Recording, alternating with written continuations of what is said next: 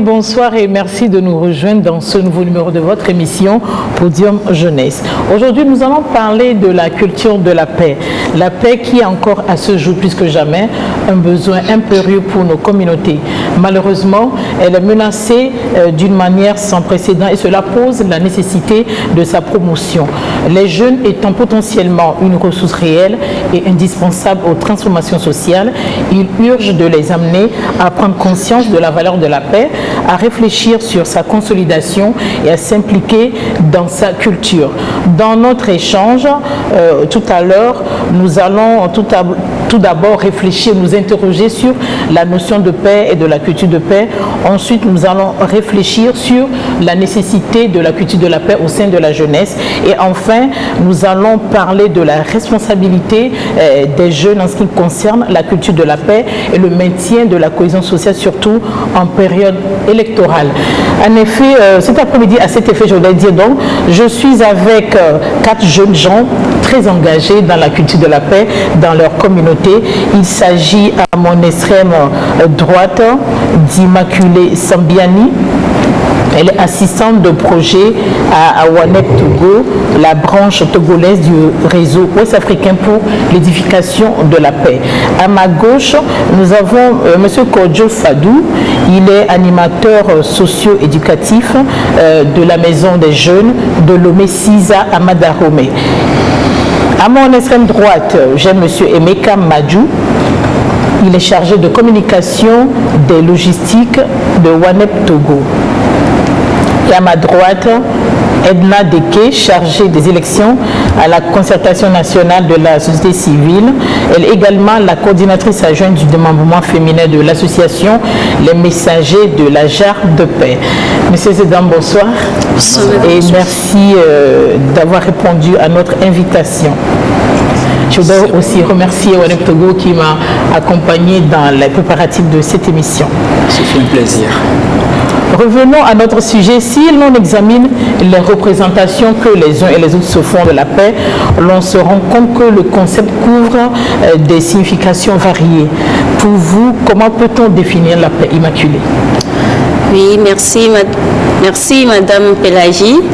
Pour moi, la paix, c'est juste l'absence de conflit dans une société, que chaque population, chaque habitant puisse cohabiter dans la cohésion sociale sans conflit, sans perturbation et surtout dans le respect de l'autre. Le respect de l'autre. Oui, surtout le respect de l'autre, le respect des droits humains. Mais quel est du même avis? Vous avez un ajout? Oui, bon, parlant de paix, c'est un concept vraiment vaste, et ça dépend de quel bord on est pour définir la paix. S'il faut définir la paix sur un autre plan, je dirais que c'est arriver à faire un avec soi-même, c'est être en communion avec soi-même. Bon, si je quitte même sur le plan individuel, je dirais avec l'autre, c'est être en concorde, être en unisson, c'est être sans conflit en tant que tel avec la personne. Un ajout? Oui, moi, si vous me permettez, je voudrais définir la paix par rapport à 2 acteurs, par rapport à l'individu. C'est l'ensemble des éléments, des conditions qui permettent à l'individu de vivre en tranquillité avec lui-même et d'avoir, comment on appelle, les éléments pour pouvoir vivre avec les autres. Ça, c'est le premier élément. Donc, un individu qui a la tranquillité pour pouvoir vivre en communion avec son être et vivre avec les autres en communauté. Voilà. Le deuxième facteur, c'est par rapport à la communauté elle-même. C'est l'ensemble des interactions qui s'exercent dans la communauté pour permettre à la communauté d'avoir un équilibre avec les différents individus qui l'a dit et avec les autres communautés. Voilà ce que moi, de la manière dont moi je peux définir la paix. Ils ont tout dit. Oui, mais pour ajouter ce qu'il vient de dire, la paix en fait correspond à un idéal social et politique, selon moi.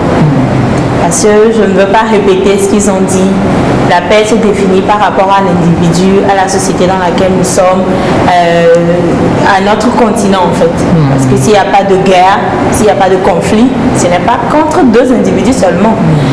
Il y a aussi la nation qui est insérée. Alors c'est un idéal qu'il faut adopter dans la vie pour être tranquille, pour pouvoir parler de paix. Merci beaucoup. Tout à l'heure, en début d'émission, je signifie à nos téléspectateurs qu'aujourd'hui, nous parlerons de la paix et de la culture de la paix. Donc, pour ceux qui ne le savent pas, le concept de la culture de la paix a été élaboré pour la première fois à une échelle planétaire par l'UNESCO lors du Congrès international sur la paix dans l'esprit des hommes, organisé à Yamoussoukro, en Côte d'Ivoire, en 1989. Dites-moi, en quoi consiste le concept de la culture de la paix, à votre avis? Et j'ai eu la chance d'être aussi membre du club UNESCO, étudiant bien sûr, et nous avons bien évidemment un slogan: la guerre prenant naissance dans l'esprit des hommes. C'est dans l'esprit des hommes que doivent être élevées les défenses de la paix. Si j'ai oublié. Et je crois que c'est l'article, la résolution 53-243 et de 99 au niveau de Yamoussoukro.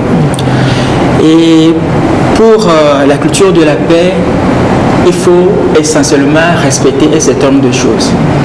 Et ça passe par le respect de la vie, le respect de la dignité humaine, le respect de tous les droits humains et la promotion et le respect de l'égalité des femmes et des hommes.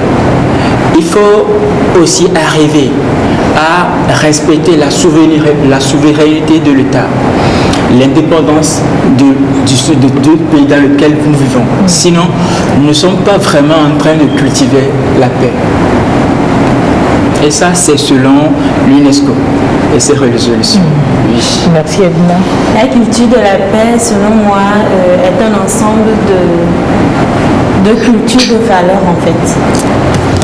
La valeur, un mode de vie.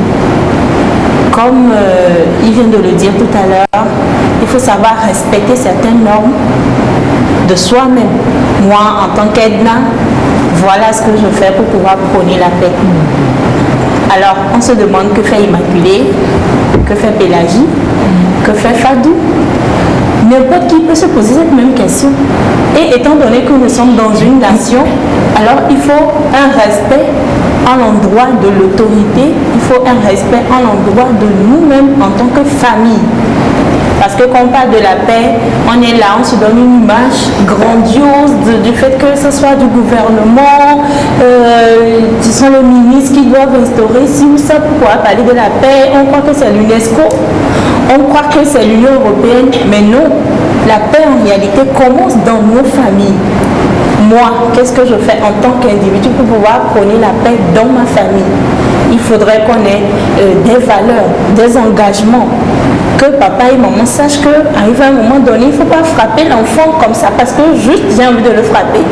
Quand tu le frappes, ça crée en fait d'autres idées dans la tête de l'enfant. Il grandit avec la violence. Il est là, la violence, il grandit, il se dit mais papa m'a frappé, oui, mais pourquoi il m'a frappé? Ou il se demande, il m'a frappé injustement. Il nous arrive en tant qu'enfant de penser ça dans nos familles. Et tant que l'enfant grandit avec, il commence par poser des actes de violence. Et ça, ce n'est pas vraiment bon. Ça ne permet pas de cultiver en réalité la paix. Merci. De façon plus concrète, Immaculée, en quoi consiste le concept de paix? Oui, de façon plus concrète, moi je dirais que de prôner la justice sociale au fait. Il faut, comme Edna l'a dit, il faut mettre l'accent sur soi-même d'abord, savoir dire que la paix, ça ne viendra pas d'Edna, de Pélagie, de Mecca, c'est d'abord moi au centre de tout. Il faut que moi-même je m'y mette au centre et à partir de moi, je pourrai en ce moment faire venir les autres et leur montrer ce concept de paix là parce que moi-même je suis d'abord un modèle et quand les autres vont me voir, ils ne feront que me copier au lieu de toujours mettre l'accent, de toujours doiter l'autre, le gouvernement ou telle partie, mais la paix c'est d'abord moi. Qu'est-ce que moi je fais pour conserver cette paix-là? Donc la contribution personnelle. C'est ça, la contribution personnelle. Monsieur Francis. Oui, moi je m'avais dit que la culture de la paix, c'est la paix en action. La paix en action. En action. On définit la paix comme étant un état d'âme, enfin, comment on l'appelle, un état d'esprit. Mais comment arriver à cet état d'esprit? C'est pas la culture de la paix en fait. Donc c'est l'ensemble des comportements, des attitudes que l'individu peut acquérir pour pouvoir vivre en symbiose avec la communauté, avec lui-même. Donc c'est la paix en action.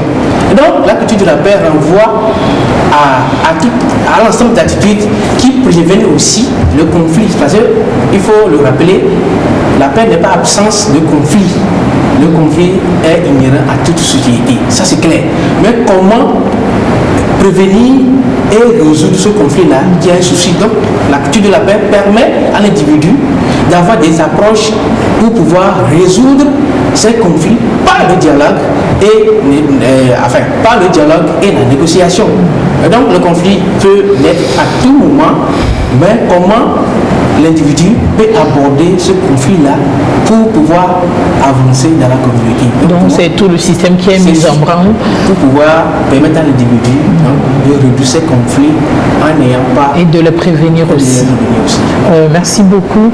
C'est vrai qu'on investit depuis un certain nombre d'années énormément dans la jeunesse en ce qui concerne la culture de la paix. Mais moi je voudrais savoir pourquoi il est important de promouvoir la culture de la paix au sein de la jeunesse. Oui, c'est très très important d'ailleurs de promouvoir ça parce que vous savez, aujourd'hui il y a plusieurs études qui sont faites qui démontrent à suffisance que les jeunes représentent à plus de 70%. Je prends par exemple ici, en 2015, nous avons eu un site qui a fait une étude et qui sort un chiffre de 51,7% de représentativité de la jeunesse. De la même façon, OIF aussi a étudié et dit au Togo, les jeunes moins de 24 ans bien sûr, représentent 61,9%. C'est énorme. Les jeunes, d'abord, certains diront c'est le relève de demain. Oui. Mais au-delà de ça, c'est les jeunes qui subissent aujourd'hui lorsqu'il s'agit de conflits armés. C'est les jeunes qui sont plus de victimes.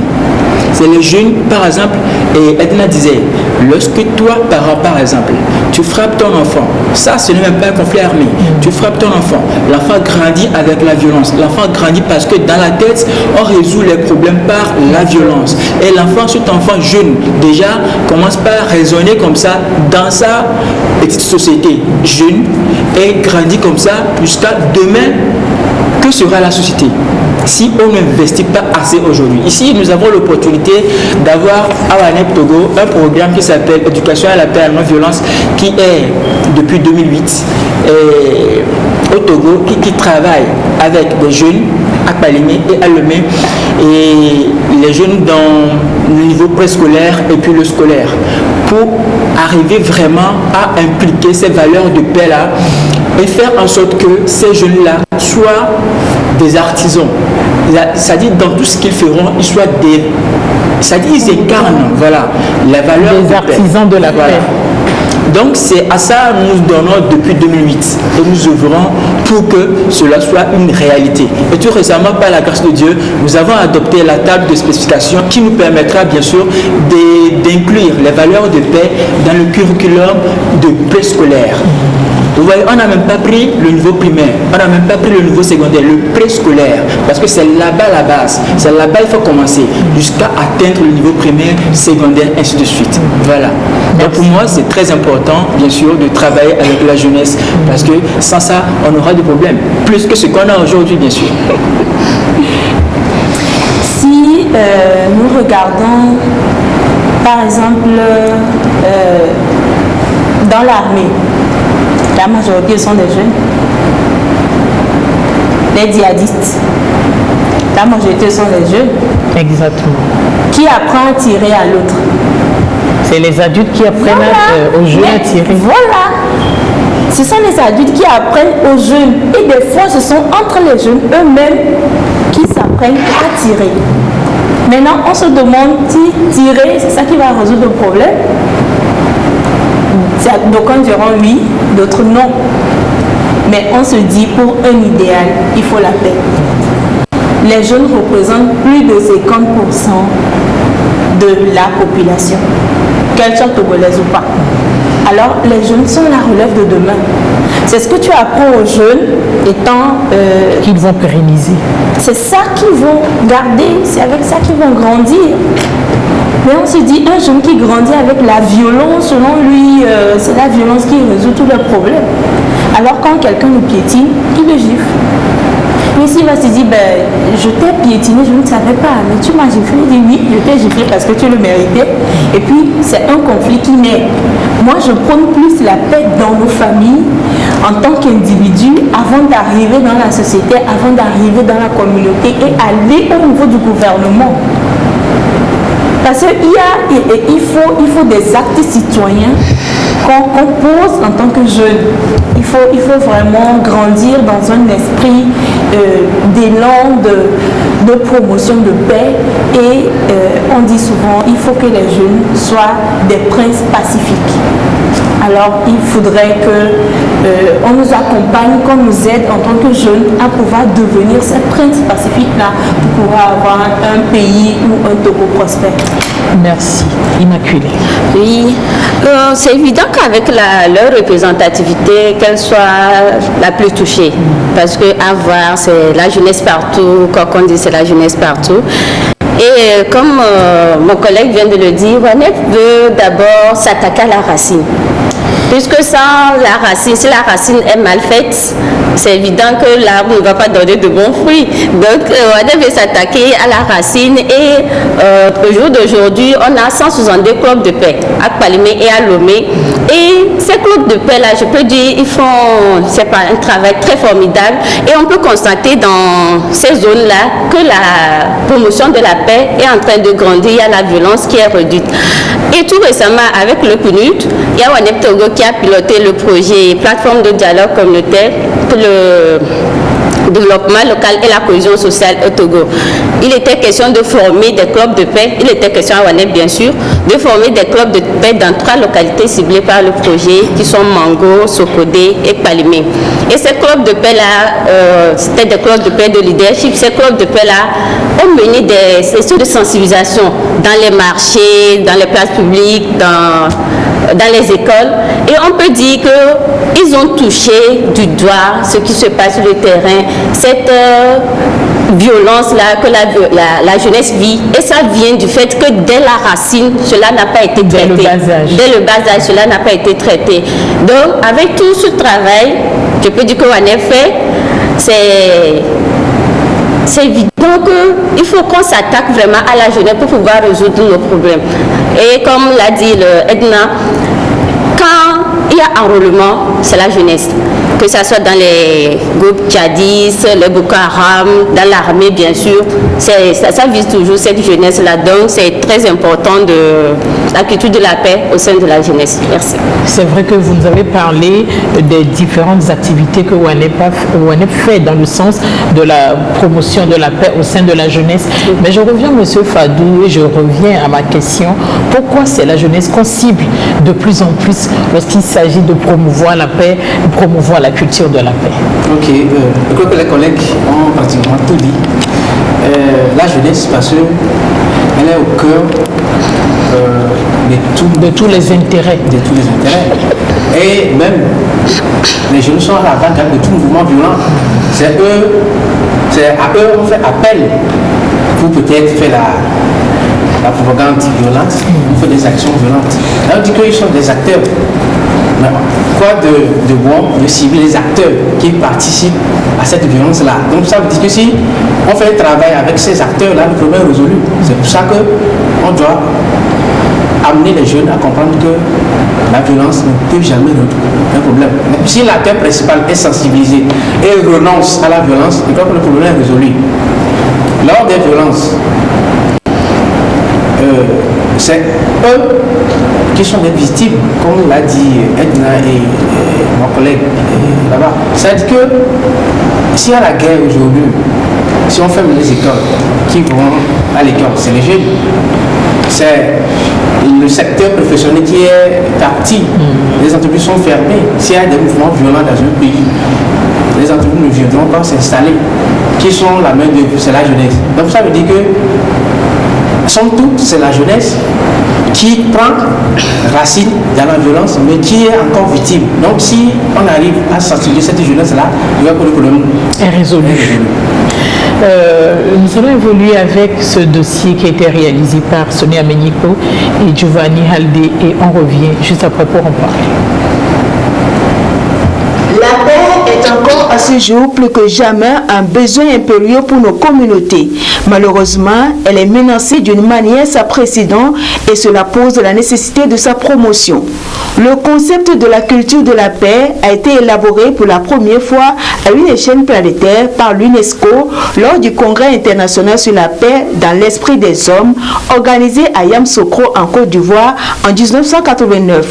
La culture de la paix consiste en des valeurs, des attitudes et des comportements qui reflètent et favorisent la convivialité et le partage fondé sur les principes de liberté, de justice et de démocratie, les droits de l'homme, la tolérance et la solidarité, qui rejettent la violence et inclinent ou préviennent les conflits en s'attaquant à leurs causes profondes et à résoudre les problèmes par la voie du dialogue et de la négociation, et qui garantissent à tous la pleine jouissance de tous les droits et les moyens de participer pleinement au processus de développement de leur société. Cette paix ne pouvant être construite sans la contribution des jeunes qui constituent la majeure partie de la population, il urge de les amener à prendre conscience de la valeur de la paix, à réfléchir sur sa consolidation et à s'impliquer dans sa culture. La paix n'a pas de prix. Elle ne se limite pas à de simples et vaines déclarations d'intention, mais elle doit se concrétiser dans le comportement quotidien de l'individu. Merci de rester avec nous à Podium Jeunesse. Aujourd'hui, nous parlons de la culture de la paix. Que pensez-vous du commentaire qu'on vient de suivre, Monsieur Fadou? Oui, merci. Je crois que le film vient corroborer ce que nous venons de dire. Exactement. Et que la paix, on le dit souvent, mais concrètement, on sait de quoi il s'agit. C'est juste des comportements que l'individu doit adopter dans sa société, des attitudes que l'individu doit prôner pour pouvoir vivre ensemble avec son entourage et donc avoir les éléments nécessaires pour pouvoir gérer le conflit à travers le dialogue et la négociation. Je crois que le film vient donc nous soutenir dans ce qu'il vient de dire. Et Meka? Oui, vous savez, la jeunesse aujourd'hui, elle est solide. Demain, elle sera quoi? Ce que je viens de voir, ça m'a beaucoup interpellé parce que je me dis, mais attends, je n'ai pas vu un vieux sur ce terrain-là en train de jeter une pierre. Je ne vois que des jeunes qui sont en train de jeter des pierres, qui sont en train de filmer quelque chose qui se fait. Des jeunes qui, pour eux, sortir sur la voie ou, bon, comment dire, genre, ça, je déplore en fait ce que je vois en fait. Donc, pour éviter que, ici au Togo, comme ailleurs, nous continuons de voir des sujets comme ça, de vivre ça comme notre quotidien, je crois qu'il serait bien, déjà, nous-mêmes, d'incarner cette paix-là. La paix, c'est quoi? C'est arriver d'abord à écouter son prochain. C'est arriver à le comprendre. Même quand tu n'es pas d'accord avec la résoudre les différends dans le dialogue. Quand tu n'es pas arrivé à le comprendre ce qu'il dit et tu n'es pas d'accord avec ce qu'il dit, il y a une façon de dire, mon frère, je ne suis pas d'accord. Parce que comme ça, comme ça, comme ça. Vous allez vous entendre. Il est un être humain comme toi. Sinon, mais bon, si toujours tu dis c'est toi ou c'est toi, mais c'est compliqué. Mais ici, ce que je vois, il faut qu'il y ait une action urgente pour pouvoir gérer ça. Exactement. Comment donc amener les jeunes à cultiver la citoyenneté et la culture de paix dans leur communauté immaculée? Oui, à cultiver la citoyenneté, il faut d'abord le respect des biens publics. Oui. Il faut le respect des biens publics. Il faut des propos non violents. comme Emeka l'a dit, dans les images qui viennent de passer, on voit que c'est rien que de la jeunesse. Et à entendre leurs propos, ce ne sont pas des propos à dire bonjour, non, c'est avec des tons vraiment. Donc il faut apprendre à la jeunesse. Des tons qui agressent. Des tons qui agressent, vraiment. Et avec ce ton qui agresse, quand l'autre m'agresse, je suis obligée de réagir. Et ça se dégénère. Donc il faut apprendre à la jeunesse à tenir des propos non violents.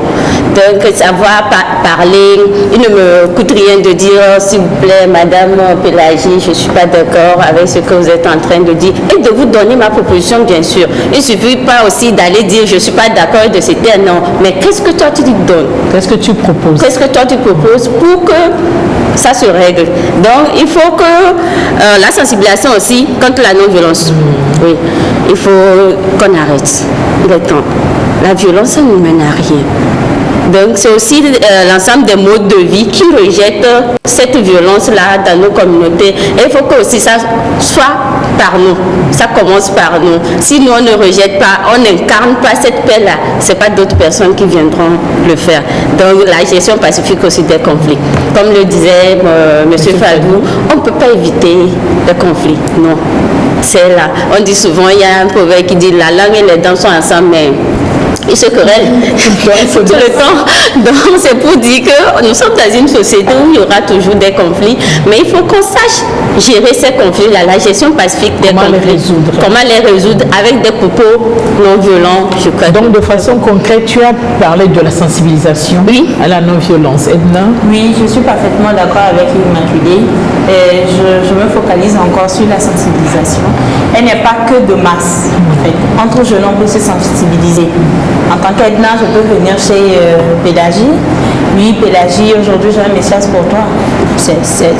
En fait, c'est de porte à porte, de bouche à bouche, de bouche à oreille. Et hormis, à part la sensibilisation, Fadou?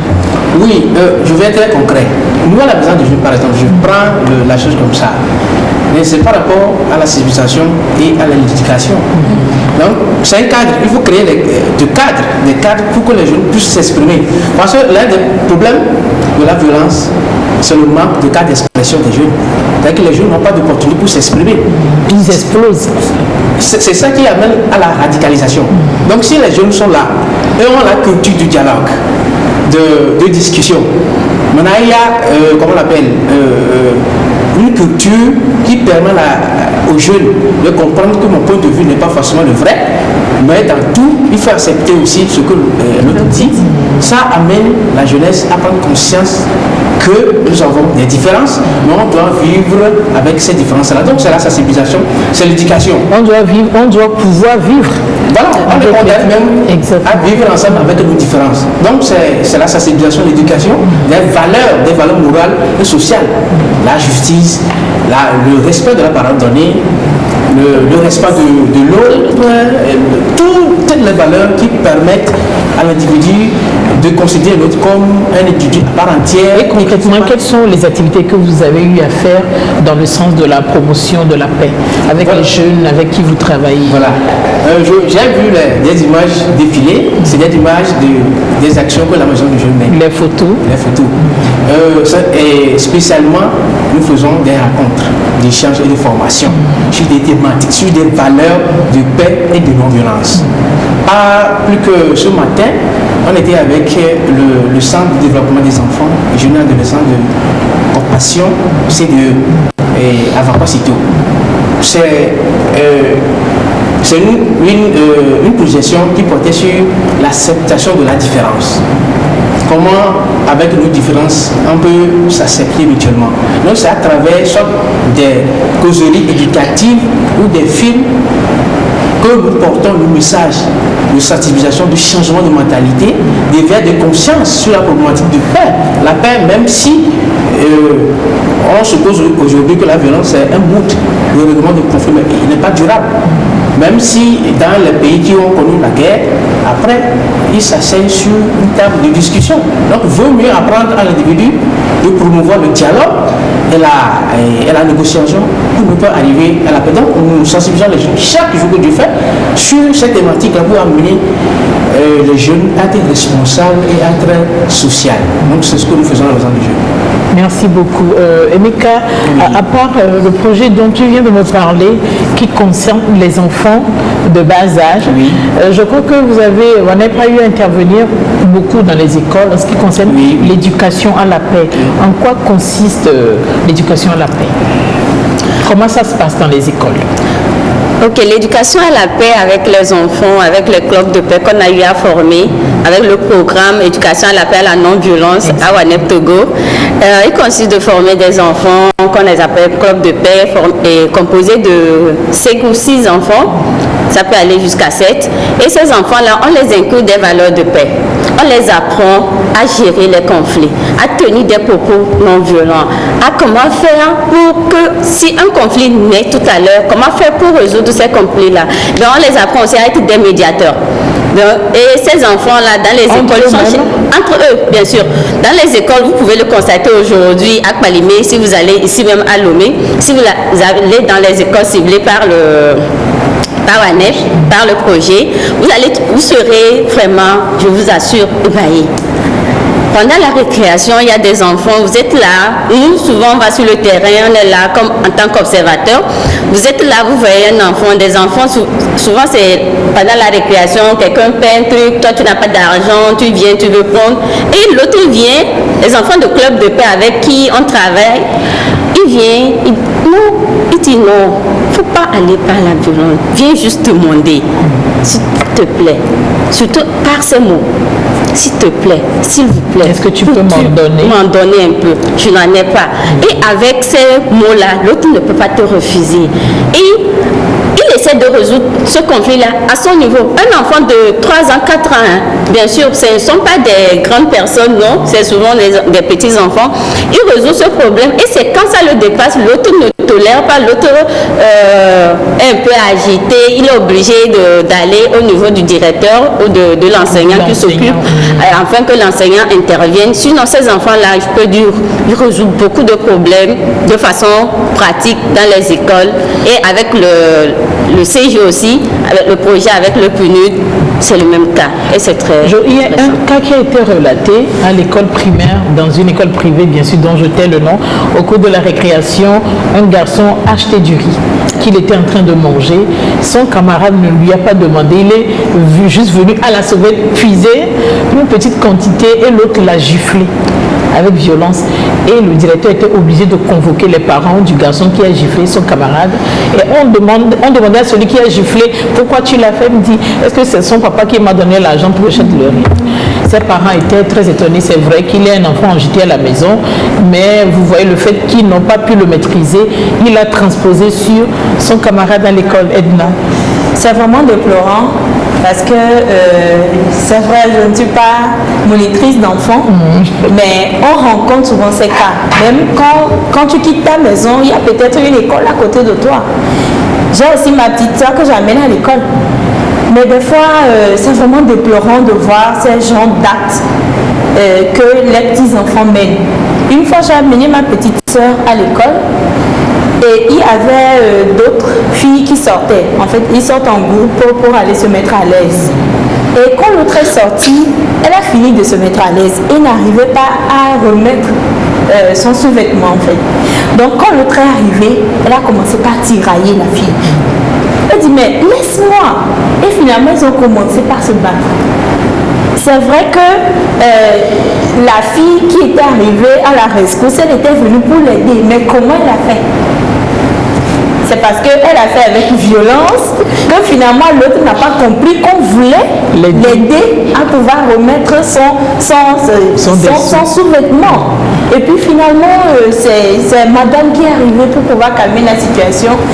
Et bon, ils sont partis comme ça. Mais ce sont des enfants, on se dit qu'ils arrivent à vite oublier. Mais ce sont des actes qui ne sont pas bons. Par exemple, à l'association des messagers de la Jarre de Paix, nous organisons des ateliers de sensibilisation et de formation entre nous. Notre directeur, il est artiste, peint dessinateur. Qu'est-ce que lui fait, notre président? Lui, il dessine, il fait des tableaux peints, nous avons des gadgets, nous avons des porte-clés. Toujours dans le sens de la promotion de la paix, qui porte des messages de paix. Il a peint un grand tableau et c'est l'envol du Togo, Togo uni, et il y a des messages de paix qui fait passer. Il y a plusieurs manières de sensibiliser quelqu'un sur la paix. C'est pas forcément parler. Lui, il a sa manière à lui de parler, mais il parle à travers ses tableaux. Et lors des expositions, il vous explique, ce sont des messages de paix qu'il véhicule et nous partageons les gadgets et des porte-clés qui portent aussi des messages de Donc paix. si je comprends comment amener les jeunes à cultiver la paix, c'est par les formations, les ateliers, la sensibilisation. Mais tu as sorti un mot tout à l'heure, le comportement muet. On peut communiquer la paix sans parler juste par les attitudes que nous adoptons dans les différentes situations de la vie auxquelles nous faisons face. Mais quand tu voudrais faire un ajout? J'aimerais ajouter quelque chose en fait. C'est par rapport au projet de PNV. En fait, à l'ANEP, comment ces enfants sont formés en fait? On touche d'abord les inspecteurs, les instituteurs, les directeurs, les enseignants, c'est-à-dire tout le corps éducatif est touché. Après avoir formé ces enseignants, on choisit les parents d'élèves. Parce que ces enfants, après avoir passé le temps avec les enseignants, ils retournent chez eux à la maison. Donc on forme aussi ces enfants et ces parents. Avant que ces parents ne soient vraiment... Comment imprégné dans cette histoire de paix et de culture de non-violence. Maintenant, une fois les enfants retournés dans leur école, les institutrices, les enseignants les inculquent ces valeurs-là à travers des dessins. Je disais que nous avons adopté quelque chose au préscolaire. Préscolaire, qu'est-ce qu'on enseigne? Non, c'est des dessins, c'est des couleurs, tout ça, oui. Mais aller au niveau préscolaire ou au niveau primaire, lorsqu'il y a un conflit, par exemple, ce que vous venez de dire, on a vu plus que ça en fait. À Palimé, c'était pendant la récréation. Un enfant qui simplement donnait ce qu'on appelle soja dans la main, 25 francs. Et l'autre est venu lui demander, donne-moi, il dit non, donne-moi, il dit non. Il s'est élevé, il a le bic dans sa main et dans sa poche plutôt, il pique la langue de son frère. Parce qu'il s'est énervé. Et quand on a poussé plus loin, celui à qui on demandait. Oui. Et quand on a poussé la quête, on se rend compte qu'en fait que cet enfant-là vit à la maison avec sa marâtre et son repas et la vie est objet de violence permanemment là-bas. Maintenant, bon, est-ce que nous sommes des sociologues pour encadrer cette situation? Parce qu'après, il faut le compte, oui, nous éduquons à la paix et tout ça, mais nous pouvons accompagner dans une mesure donnée, pas aller au-delà. Mais nous pouvons aussi appeler des spécialistes qui sont mieux placés pour aller discuter ça. Et ça, nous le faisons souvent. Nous le faisons. Il y a des enseignants qui viendront vous relater des faits de témoignage comme voilà papa et maman qui sont en train de discuter. Et l'enfant qui vient, oh bien, fafa, papa encore à Dieu, maman encore à Dieu. C'est des choses comme ça, quand on te dit, tu dis waouh, toi papa, en train de vouloir taper ta femme ou bien ta femme en c'est ton petit garçon qui s'interpose. Oui, mais ça fait réfléchir. Honte à toi. Et ça fait réfléchir aussi. Honte à toi, oui. Il y a cette petite phrase qui me vient à l'idée et vous allez me dire la réflexion qu'elle vous inspire. La paix n'a pas de prix. Immaculée. Oui, la paix n'a pas de prix, vraiment. Parce que pour moi, aucun sacrifice n'est trop grand quand il s'agit de la paix, de prévenir les conflits. Bien sûr. Et je ne vois pas cette somme-là que l'on peut avoir afin d'acheter la paix. Non. Sans la paix, il n'y a pas de développement possible. Donc pour cela, on fait quoi? Pour cela, on s'y met à fond. Bien sûr, il faut toucher du doigt, il faut aller au fond de tout ça. Et pour enchérir toujours, on ne peut pas enseigner à l'école, enseigner à la maison et dans la rue, on fait quoi? Donc il faut cibler aussi ces personnes-là qui sont toujours les jeunes qui sont permanemment dans la rue. Parce que si l'enfant, on éduque l'enfant à l'école, on ne fait pas la paix, on ne fait pas la violence. À la maison, on essaie de former aussi les parents à la non-violence, mais l'enfant en quittant l'école pour la maison passe par la rue. Donc ANEP Togo aussi a ciblé communément appelés les Z-Man, qu'on a formés parce que je peux dire, c'est eux qui m'ont amené ici, bien sûr. Donc, ils sont toujours là et on constate ces cas de violence-là dans les propos de ces derniers. Donc, quel que soit l'argent que tu donnes à un Z-Man, s'il veut être violent, il sera violent. Donc, il n'y a pas cette somme-là pour acheter la paix. C'est surtout par les formations, par les sensibilisations, par nos manières de faire. C'est intéressant parce que la rue, moi je me dis que c'est un passage transitoire. Vous quittez la maison, vous ne passez pas à la rue avant d'aller où vous voulez. Donc c'est important de cibler les jeunes de la rue aussi. Oui, tous les jours, nous avons nos États, nos dirigeants, tout, qui disent il y a conflit dans tel pays, il faut amener tel contingent, il faut amener tel effectif, tout ça là. Pour faire quoi? Pour combattre la guerre, n'est-ce pas? Et je dis, comme la guerre se mène, on mène aussi la paix. Il faut combattre, il faut lutter, il faut vivre tous les jours, il faut faire tout pour que la paix soit une réalité. Que cela ne demeure pas juste un idéal, non. Parce qu'après tout, même si nous irons... Il faut travailler pour l'atteindre. Oui, et ça, moi, je ne dis pas quotidiennement. Ce n'est pas un travail quotidien chez moi. C'est un travail de chaque instant. De chaque instant. Parce que c'est un travail quotidien, ça 24 heures. 24 heures, si je dois attendre... Non, attends. C'est un travail de chaque instant. J'ai compris, merci. Edna, la paix n'a pas de prix. Oui, la paix n'a pas de prix parce que c'est une quête quotidienne selon moi. Instantanée. Je ne reviens pas à ce que... Emeka, je suis tout à fait d'accord avec Emeka parce que quand on parle de 24 heures, c'est chaque seconde qui compte. Exact. Donc si une fois il nous arrive de nous enlacer de cultiver la paix, alors c'est le compte à rebours qui commence. Un jour, tu vas finalement remarquer que tu as semé quelque chose qui va plus tard grandir, mais qui ne portera pas de bons fruits, comme Immaculée l'avait déjà dit. Alors, c'est une quête de tous les jours, c'est une quête de chaque instant. C'est une quête de... Il ne faut pas qu'on s'en lasse en fait de cultiver la paix. Parce que nous sommes tous exposés à la violence. Qu'on le veuille ou non, on est tous exposés, que ce soit même au marché, bien sûr, n'importe où, nous sommes exposés à ce qu'on appelle la violence. Des fois, si toi, qu'on agresse, souvent, tu arrives à nos filles, à nous les filles, malheureusement, je suis désolée, je le déplore, mais c'est ça. Quand tu vas, on dit souvent the right man at the right place. Quand on prend une femme joliment habillée, et un garçon, les deux ont le même niveau d'études. Ils vont pour déposer un dossier d'emploi, d'embauche. Je suis désolée, le directeur il veut bien la fille, mais il faut des dessous. Et il se pourrait même que la fille soit plus compétente que le garçon. Voilà. En plus de son CV et de sa compétence, elle doit fournir autre chose. Et puis souvent on dit, bon, tu as le mandat, mais avec les femmes, on sait de quel épée on parle. on sait vraiment de quel épée on parle. C'est vraiment déplorant dans les structures, que ce soit de haut niveau, dans les organisations et tout, mais nous les femmes, nous sommes vraiment exposés à ça.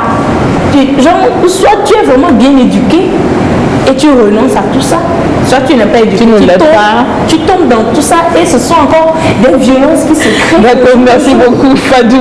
La paix n'a pas de prix. Ah oui, mais la paix n'a pas de prix, c'est une vérité qui est contournable et qui paie ou ne paie pas ce prix-là. C'est ça la paix. En tendance, c'est peut-être par rapport aux définitions de la paix qui fait croire que la paix regarde l'autre que moi. Souvent, on a l'habitude de limiter la paix au niveau des dirigeants, au niveau de l'État, que c'est l'État qui doit amener la paix. Non.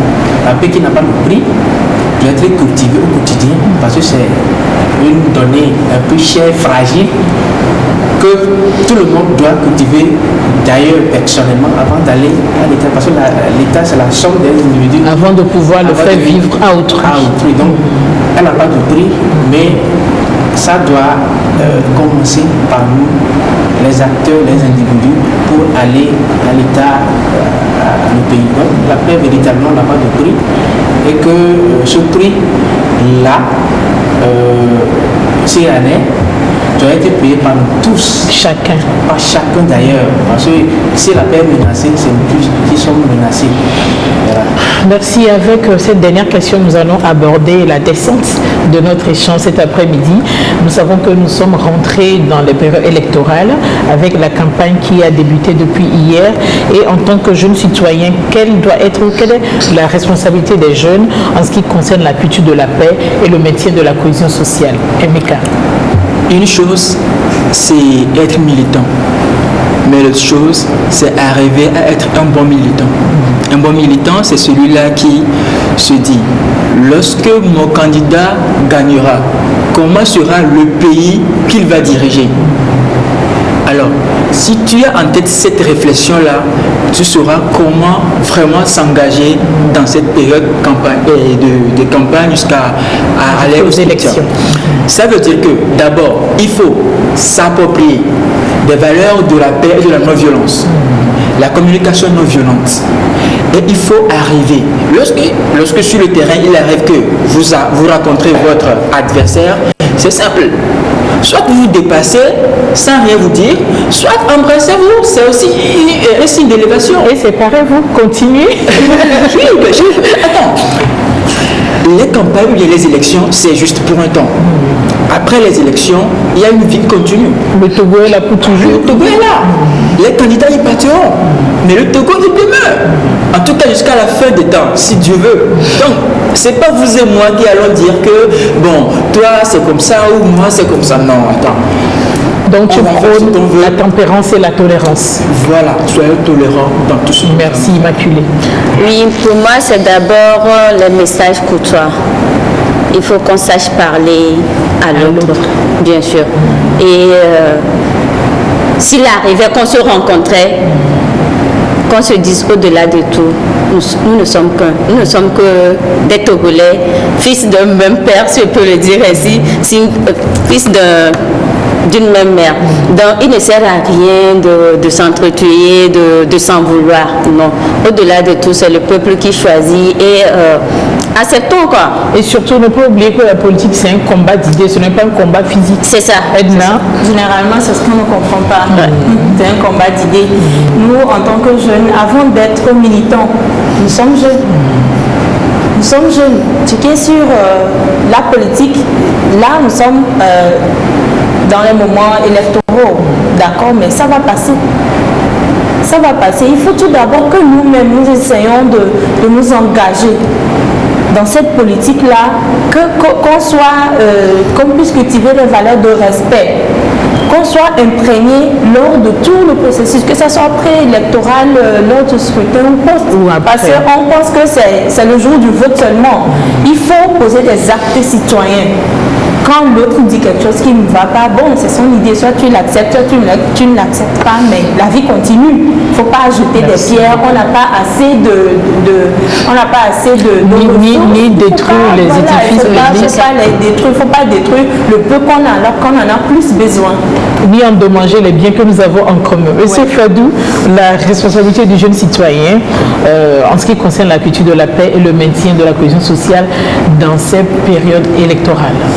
Oui, là je dois prendre conscience que même si aujourd'hui on n'est pas des politiciens, nous sommes des acteurs de la société civile et de ceux qui servent les jeunes sur le plan étatique. Quand vous lisez, moi j'ai fait l'exercice de lire tout le programme, tout convainc de la jeunesse. Ça veut dire que malgré tout, c'est la jeunesse qui est au cœur des principales politiques, projet de société des politiques. C'est vrai, vous l'avez dit, c'est un combat d'idées. Mais des fois, nous sommes en apprentissage de démocratie. Il y a des... Non, c'est clair. Ça arrive des fois que ce combat d'idées se transforme en combat physique. Il y a des dérives, des excès de zèle. C'est le lieu d'en appeler à la conscience de la jeunesse. Nous sommes en apprentissage, ça c'est clair. Mais la violence, nous faisons face à d'énormes défis. C'est vrai, mais le peu qu'on a, ce n'est pas bienséant qu'on arrive à la détruire. Après tout, la vie continue, comme l'a dit mon collègue. C'est facile de détruire, mais c'est très difficile de construire et de reconstruire. Donc, la jeunesse doit faire attention à son comportement au moment électoral Et je vais attirer l'attention aussi de la jeunesse sur un fait aujourd'hui. C'est la fake news. Banalement, une information qui sort, on ne prend pas le temps de vérifier la source, on la balance et c'est l'autre de on la partage. On la partage. Elle est punie par la loi. La loi est des fois sévère, mais c'est la loi. La République, nous sommes, enfin, nos aînés et nous avons accepté à vivre dans une République. La République a des lois. C'est à nous de les respecter. On fait des combats d'idées, mais après c'est le résultat qui se pose malheureusement des fois au mauvais perdant et au meilleur gagnant, et la vie continue. Donc on doit à mauvais perdant, meilleur gagnant. C'est ça, donc c'est la vie continue. Merci beaucoup pour ce point sur lequel tu as insisté. La plupart des gens qui ont les téléphones portables, c'est les jeunes. Voilà. Et c'est eux qui partagent plus les nouvelles, ils les ont, ils ne vérifient pas, ils les diffusent et ça crée d'autres ennuis. Et je voudrais vous remercier pour votre disponibilité, à accepter d'échanger sur ce thème qui chaque année, chaque jour de l'année est d'actualité, et d'avoir partagé avec nous aussi les activités que vous faites dans vos structures pour inciter les jeunes à promouvoir et cultiver la paix. Nous sommes arrivés à la fin de notre échange de cet après-midi. Comme le dit notre thème, la paix n'a pas de prix. Elle ne se limite pas à de simples et vaines déclarations d'intention, mais elle doit se concrétiser dans le comportement quotidien de l'individu. Pour cela, les élections ne doivent rien changer dans l'amitié et la fraternité que nous avons les uns pour les autres. J'étais heureuse de vous présenter ce numéro de Podium Jeunesse et je vous retrouve le samedi prochain pour échanger sur un autre sujet. À très bientôt.